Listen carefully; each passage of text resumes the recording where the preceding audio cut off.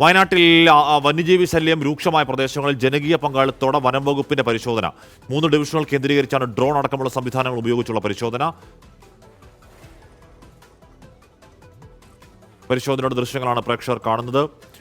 സുർജിത്ത് അയ്യപ്പത്ത് വാർത്തയുടെ വിവരങ്ങളുമായി ചേരുന്നുണ്ട്. സുർജിത്ത്, ഇങ്ങനെ കടുവ, പുലി, കാട്ടാന അടക്കം ശല്യമുള്ള മേഖലകൾ, അല്ലെങ്കിൽ നാട്ടുകാർ സംശയം ഉന്നയിച്ച മേഖലകളിൽ കുറച്ച് അകത്തേക്ക് കയറിയുള്ള ഒരു പരിശോധനയാണ് ഇപ്പോൾ നടക്കുന്നത്. സുർജിത്ത്, ഈ വനത്തോട് ചേർന്ന് കിടക്കുന്ന പ്രദേശങ്ങളിൽ അങ്ങനെയാണ് പരിശോധന നടന്നുകൊണ്ടിരിക്കുന്നത്. ഇന്നലെ തന്നെ വനം മന്ത്രി വ്യക്തമാക്കിയിരുന്നു, തുടർച്ചയായി 3 ദിവസത്തെ ഒരു കോമ്പിംഗ് വേണം എന്നുള്ള ആവശ്യം ഉയരുകയും അതിന്റെ ഭാഗമായി വനം വകുപ്പിന് അത്തരത്തിലുള്ള നിർദ്ദേശം നൽകുകയും ചെയ്തതാണ്. പ്രധാനമായും വയനാട് സൗത്ത് ഡിവിഷനും കീഴിലും നോർത്ത് ഡിവിഷന് കീഴിലും ഒപ്പം തന്നെ വൈൽഡ് ലൈഫിന് കീഴിലും വരുന്ന പ്രദേശത്താണ് ഇത്തരത്തിൽ ഒരു ജനകീയ പങ്കാളിത്തത്തോടുകൂടിയുള്ള തെരച്ചിൽ വനമേഖലയോട് ചേർന്ന് കിടക്കുന്ന പ്രദേശങ്ങൾ നടത്തിക്കൊണ്ടിരിക്കുന്നത്. ഡ്രോൺ അടക്കമുള്ള സംവിധാനങ്ങൾ ഉപയോഗിക്കുന്നുണ്ട്.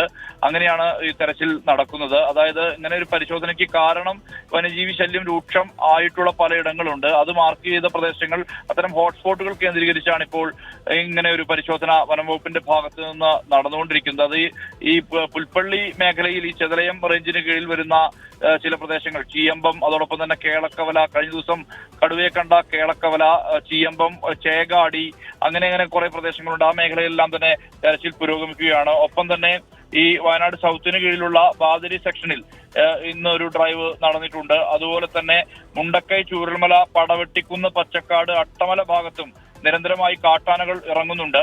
ആ പ്രദേശത്ത് മുണ്ടക്കൈ സ്റ്റേഷനിലെ സ്റ്റാഫും വാച്ചർമാരും ചേർന്ന് കോമ്പിംഗ് നടത്തിയിട്ടുണ്ട്. ഒപ്പം ഈ എലക്ഷൻ എസ്റ്റേറ്റ് പുലി സാന്നിധ്യമുണ്ട്. ഒപ്പം പെരുന്തട്ടയിൽ പുലിയും കടുവയും ഇറങ്ങുന്ന പ്രദേശമുണ്ട്.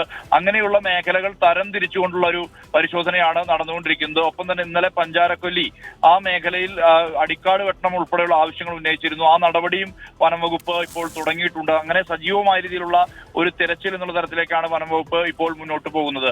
ഹാഷ്മി, സുർജിത്ത് അയ്യപ്പത്താണ് ആ വാർത്തയുടെ വിവരങ്ങൾ നൽകിയത്.